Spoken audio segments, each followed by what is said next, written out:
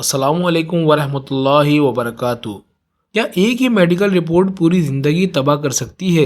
عمر نے اپنی بیوی اور عمر بھر کی محبت سارہ کو ایک سرد اور بارش والی رات طلاق دے دی اور اسے سڑک پر چھوڑ دیا، کیونکہ ڈاکٹروں نے کہا تھا کہ وہ بانجھ ہے اور اسے باپ بننے کا لقب نہیں دے سکتی۔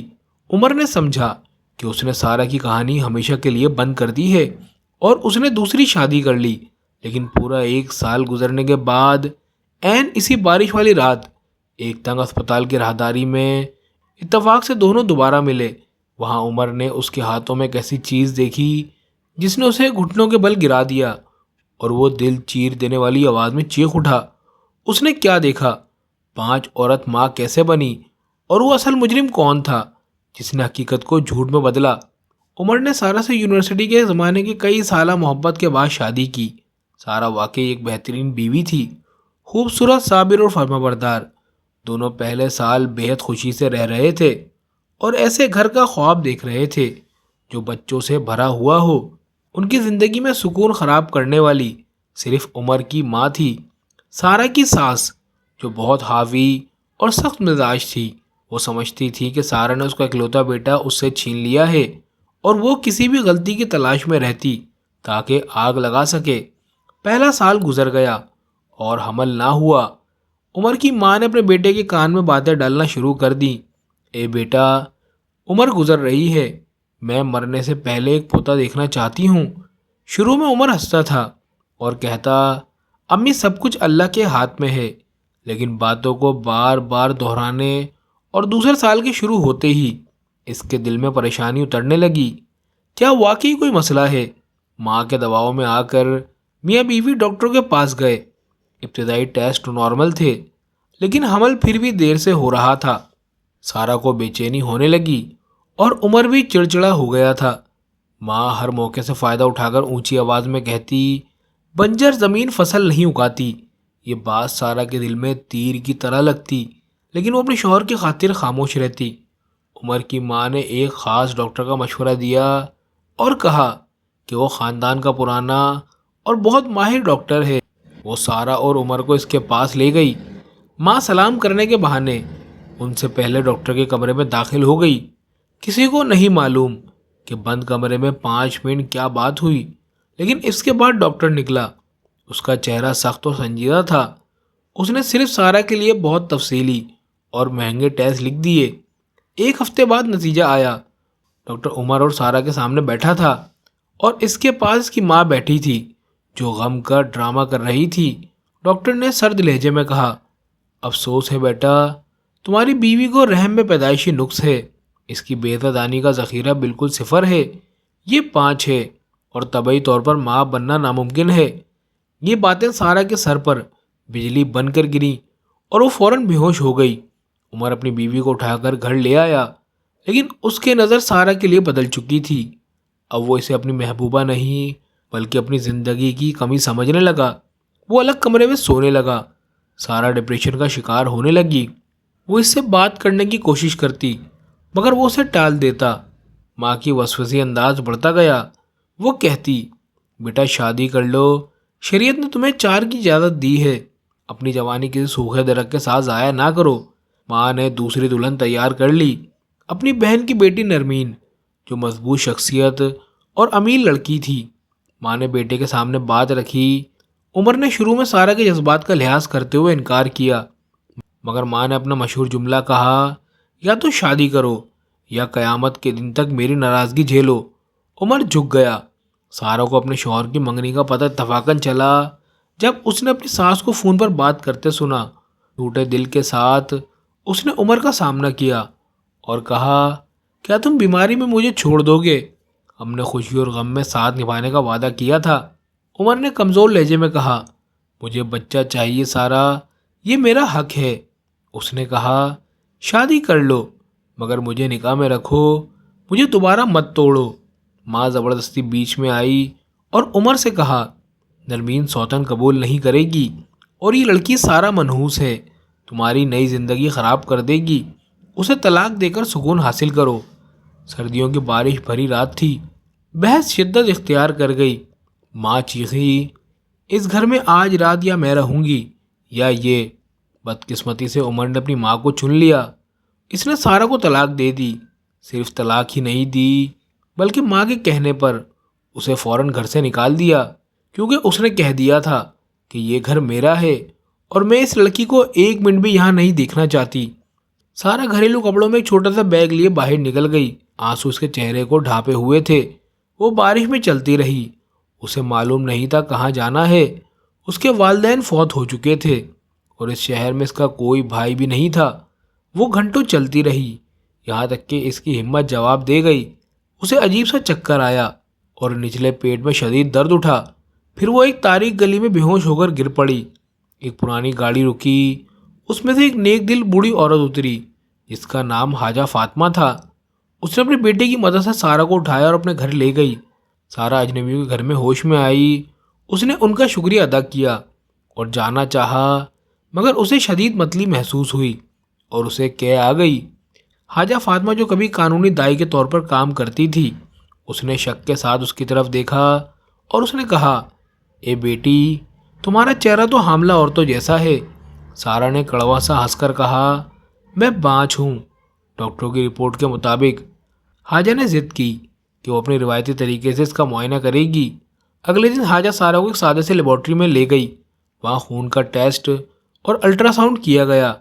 ڈاکٹر حیران رہ گئے اور کہا، مبارک ہو میڈم سارہ، آپ 3 مہینے کی حاملہ ہیں. سارہ چیخ پڑی، ناممکن، انہوں نے کہا تھا کہ میں بانجھ ہوں. ڈاکٹر نے جواب دیا، بچہ میرے سامنے حرکت کر رہا ہے اور سب کچھ ٹھیک ہے. پرانی رپورٹیں یا تو غلط تھیں یا جعلی. سارہ کلینک سے نکلی تو وہ روتی بھی تھی اور پاگلوں کی طرح ہنس بھی رہی تھی. سب سے پہلے اس کے ذہن میں عمر آیا. وہ ایک پبلک بوتھ کی طرف دوڑی اور عمر کو فون کیا تاکہ اسے بتا سکے کہ وہ بانجھ نہیں ہے اور اس کے بچے کی ماں بننے والی ہے. فون عمر کی ماں نے اٹھایا.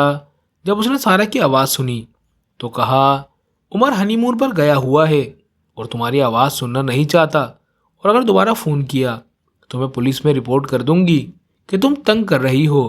یہ کہہ کر اس نے فون بند کر دیا. سارہ کو سمجھ آ گیا کہ اللہ نے اسے ایسے خاندان سے بچا لیا جو اس کی قدر کے لائق نہیں تھا. اس نے فیصلہ کیا کہ وہ اپنے حمل کو چھپائے گی، انہیں کچھ نہیں بتائے گی. وہ اپنے بچے کو اکیلے پالے گی جو صرف اسی کا ہوگا. حاجہ فاطمہ نے سارہ کو پیشکش کی کہ وہ چھت پر موجود ایک چھوٹے سے کمرے میں رہ سکتی ہے، اس شرط پر کہ وہ کپڑوں کی سلائی میں اس کی مدد کرے گی. سارہ نے یہ بات قبول کر لی اور جد و جہد بھری زندگی شروع ہو گئی. دوسری طرف عمر جہنم جیسی زندگی گزار رہا تھا. اس کی نئی بیوی نرمین تیز زبان، زیادہ مطالبات کرنے والی اور اس کی ماں سے نفرت کرنے والی لڑکی تھی. پہلے ہی ہفتے گھر میں جھگڑے شروع ہو گئے. نرمین سارہ جیسی فرمانبردار نہیں تھی، بلکہ عمر کو مجبور کرتی کہ وہ اپنا کام خود کرے اور ہر صبح ساس سے لڑتی تھی. عمر کی ماں نے وہی پیالہ چکھا جو اس نے سارہ کو پلایا تھا. نرمین نے اسے کچن میں داخل ہونے سے روک دیا اور گھر کے خرچ پر کنٹرول سے بھی محروم کر دیا. عمر کی ماں نے عمر سے شکایت کرنے کی کوشش کی تو اس نے تھکے ہوئے لہجے میں کہا، یہ تمہارا انتخاب ہے امی، اب برداشت کرو. عمر کو سارہ کی خاموشی، اس کا ہاتھ کا کھانا اور اس کی مسکراہٹ یاد آنے لگی اور اس کے دل میں پچھتاوا اترنے لگا. مہینے گزرتے گئے اور سارہ کی ولادت کا وقت آ گیا. ولادت بہت مشکل تھی. وہ قریب تھی کہ اپنی جان گنوا بیٹھتی، مگر اللہ نے وہ بچا لیا اور اسے ایک نہایت خوبصورت بچہ عطا ہوا جو اپنے باپ عمر کی چھوٹی سی تصویر تھا. اس نے اس کا نام یوسف رکھا. یہاں عمر اور نرمین کی شادی کو 1 سال گزر گیا مگر کوئی حمل نہ ہوا. نرمین بے چین ہونے لگی. وہ اسی ڈاکٹر کے پاس گئی جو عمر کا خاندانی ڈاکٹر تھا. اس بار بھی وہ اسی ڈاکٹر کے پاس گئے اور چونکہ نرمین ایک امیر اور طاقتور لڑکی تھی اس لیے ڈاکٹر نے جھوٹ بولنے کی ہمت نہیں کی. اس نے سچ کہا، محترمہ نرمین، آپ بالکل ٹھیک ہیں، مسئلہ آپ میں ہے جناب عمر. عمر چیخ اٹھا، کیا؟ لیکن سارہ تو بانجھ تھی. ڈاکٹر گھبرا گیا اور ہکلاتے ہوئے بولا. عمر کو شک ہوا کہ معاملہ کچھ اور ہے. سارہ بانجھ کیسے ہو سکتی ہے جبکہ اب یہ کہہ رہا ہے کہ خرابی اس میں ہے. اس نے کسی اور جگہ سے ٹیسٹ کروائے تو پتہ چلا کہ اسے شدید کمزوری ہے مگر بالکل بانجھ پن نہیں، یعنی اولاد ممکن ہے مگر مشکل سے. اس طرح سارہ کے نام پر مکمل ناممکن ہونے کی رپورٹ ایک جھوٹی نکلی. عمر غصے میں گھر لوٹا اور ماں سے سوالوں کی بوچھاڑ کر دی۔ ماں ٹوٹ گئی اور اس نے اعتراف کر لیا، ہاں میں نے ڈاکٹر کو پیسے دیے تھے کہ وہ یہ رپورٹ لکھ دے تاکہ میں تجھے اس سے چھڑا کر اپنی بہن کی بیٹی سے شادی کرا دوں۔ عمر نے غصے سے اپنی ماں کو دھکا دے دیا اور کہا، تم نے میری زندگی برباد کر دی، ایک بے گناہ پر ظلم کیا۔ اسی رات نرمین نے اپنی ساس کو گھر سے نکال دیا اور عمر نے اس کا ساتھ نہیں دیا۔ نرمین نے جب عمر کو اس کی کمزوری کا تانا دیا تو عمر نے اسے بھی طلاق دے دی۔ اس کے بعد عمر نے سارہ کی تلاش شروع کی۔ وہ اس کے پرانے گھر گیا، پڑوسیوں سے پوچھا، مگر یوں لگا جیسے زمین پھٹ گئی ہو اور سارہ اس میں سما گئی ہو۔ وہ سمجھتا رہا کہ شاید وہ چلی گئی ہے یا شادی کر لی ہے، مگر اسے اندازہ نہیں تھا کہ وہ بہت قریب ہے۔ عمر افسردگی میں جینے لگا، نوکری کھو دی اور اس انسان کا سایہ بن گیا جو وہ پہلے تھا۔ ایک سردیوں کے رات، پیدائش کے پورے 1 سال بعد، بچے یوسف کو خطرناک حد تک بخار ہو گیا۔ ٹھنڈی پٹیاں کارگر نہ ہوئیں۔ سارہ روتے ہوئے اسے اٹھا کر بارش میں سڑک پر دوڑنے لگی کہ کسی گاڑی میں بیٹھ کر سرکاری اسپتال پہنچ سکے۔ اسی رات عمر بھی اسی اسپتال میں تھا، اپنی ماں سے ملنے، جو گھر سے نکالے جانے کے بعد فالج کا شکار ہو گئی تھی۔ عمر راہداریوں میں بے مقصد چل رہا تھا، خود سے باتیں کر رہا تھا اور اللہ سے دعا مانگ رہا تھا کہ وہ سارہ پر کیے گئے ظلم کو معاف کر دے۔ سارہ اسپتال میں داخل ہوئی اور چیخنے لگی، میرا بیٹا مر رہا ہے، مدد کرو۔ نرسیں بچے کو اس سے لے گئیں۔ وہ تھکی ہاری زمین پر بیٹھ گئی، کپڑے بھیگے ہوئے اور بال بکھرے ہوئے۔ وہ ہنگامی وارڈ کی بھیڑ بھاڑ راہداری میں تھی۔ عمر کینٹین کی طرف جا رہا تھا کہ اس کی نظر ایک عورت پر پڑی جو زمین پر بیٹھی رو رہی تھی۔ یا رب میرے یوسف کی حفاظت فرما۔ آواز کچھ جانی پہچانی تھی۔ وہ آہستہ آہستہ قریب آیا، اس نے سر اٹھایا، نظریں ملی اور وقت جیسے ٹھہر گیا۔ سارہ، سارہ، کیا یہ تم ہو؟ سارہ صدمے سے کھڑی رہ گئی، کچھ بول نہ سکی۔ عمر نے خستہ حالت دیکھی، پھر اس کے کمرے کی طرف دیکھا جہاں دروازہ کھلا تھا اور بچہ رو رہا تھا۔ اس نے بچے کا چہرہ دیکھا، وہی آنکھیں، وہی ناک اور عمر کی گردن پر موجود وہی نشان۔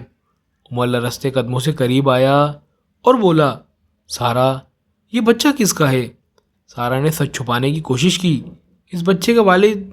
لیکن اسی لمحے نرس باہر نکلی اور بچے یوسف کے والد عمر کو بلایا۔ نام جیسے بم کی طرح گرا۔ عمر نے سارہ کی طرف دکھ بھری نظر ڈالی۔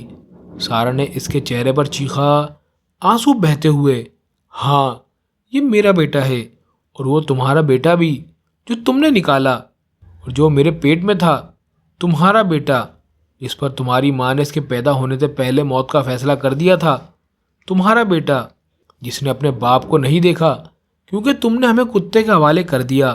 ماں کی باتوں کی وجہ سے عمر الفاظ برداشت نہ کر سکا۔ اسے لگا اس کے پاؤں اس کا وزن نہیں سنبھال سکتے۔ ہر لمحہ یاد آیا، ہر ظلم، ہر آنسو، ہر جھوٹ۔ نرسوں اور لوگوں کے سامنے عمر ٹوٹ گیا، روتے ہوئے سارہ کے قدموں کے پاس گر پڑا، اس کے بھیگے عبا کے کنارے کو پکڑ کر اور بچوں کی طرح ہچکیاں لے رہا تھا۔ کہا، معاف کر دو، اللہ کے لیے، میں نہیں جانتا تھا، مجھے مار ڈالو لیکن اسے مجھ سے نہ چھیننا۔ سارہ رونے لگی اور اسپتال میں موجود سب لوگ رونے لگے۔ جواب نہ دیتے ہوئے اس نے اپنی قمیض کھینچی اور اپنے بیٹے کے پاس داخل ہو گئی۔ عمر سجدے میں روتا رہا۔ اختتام، کہانی امید کے لیے کھلی رہ گئی۔